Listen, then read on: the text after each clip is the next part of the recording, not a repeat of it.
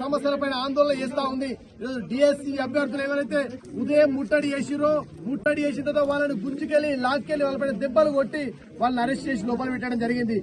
పోనీ కనీసం అరెస్ట్ చేసిన తర్వాత వాళ్ళు విద్యార్థులుగా, నిరుద్యోగులుగా, డిఎస్పీ ఆస్పిరెంట్ గా చూస్తుందా ఈ ప్రభుత్వం, ఈ పోలీసులు ప్రశ్నిస్తా ఉన్నారు. ఎందుకంటే వాళ్ళకి కనీసం మంచినీళ్ళు ఇవ్వని పరిస్థితి. ఒక విద్యార్థి చెప్తున్నావు, అన్నా మేము ఛాయ్ తాగని పోతే వాడికి ఛాయ్ అని చెప్పేసి క్యాంటీన్ లో, పోలీస్ క్యాంటీన్ లో ఛాయ్ అని పరిస్థితి. అంటే ఇది దారుణమైన పరిస్థితి ఈరోజు తెలంగాణ పోలీసులు అవలంబిస్తున్నారు.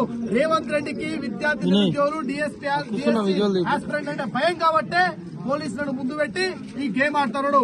అయ్యా, ఈ విద్యార్థి నిరుద్యోగులే నీకు అధికారాన్ని కట్టబెట్టిన తప్ప నీ మంత్రులు, ఎమ్మెల్యే ముఖాలు చూసి ఎవడు ఓట్లేలే. ఈ రోజుకి నిలబడితే కూడా ఏ ఒక్క ఎమ్మెల్యే కలిసే పరిస్థితి లేదు. అట్లాంటి వ్యక్తులను పెట్టుకొని ఈ రోజు నువ్వు ఊరేగుతా ఉన్నావు. ఏదైతే ఒక కమిటీ చేస్తా అని చెప్పినావు, నీ కమిటీలు ఎవరు ఉండాలి? ఐఏఎస్ లు, ఐపీఎస్ లు, విద్యావంతులు ఉండాలి. కానీ నీ అధికార పార్టీ, నీ అధికార ప్రతినిధులను పెట్టుకొని